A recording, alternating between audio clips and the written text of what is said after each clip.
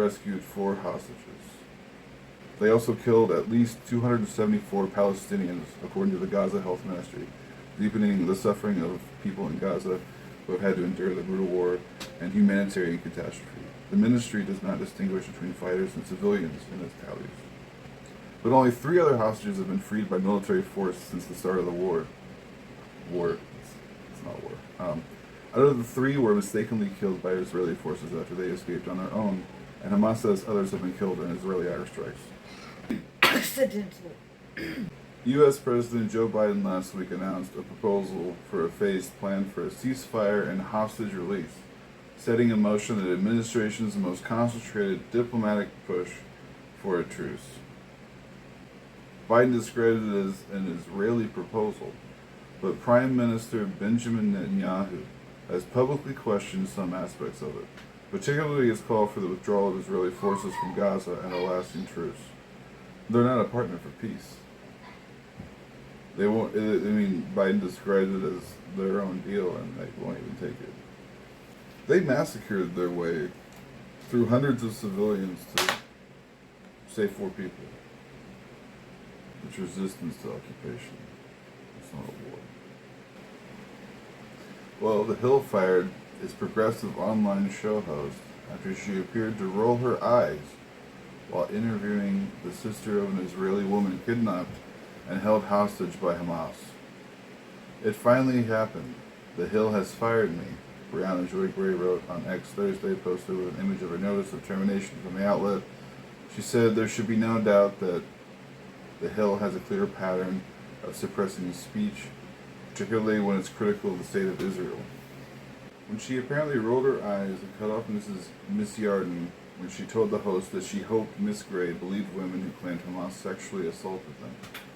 I really hope that you specifically will believe women when they say they got hurt, she said. Although Miss Gray attempted to steer the interview toward Israel's response in Gaza, Ms. Yarden kept saying she did not want to discuss the politics in the region and preferred instead to highlight the hostage crisis and her sister's plight. I'm here to talk about my sister. Please help me spread her story. Help me make people understand what she is going through as a woman in 2024, she said. Ms. Gray said at one point during the interview, I really hope that Netanyahu agrees and Israel agrees to ceasefire deal that could bring all the hostages home, including your sister, she added, and I'm sure many people watching are praying for her safety.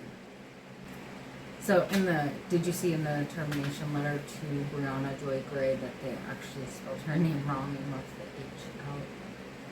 That's disrespectful.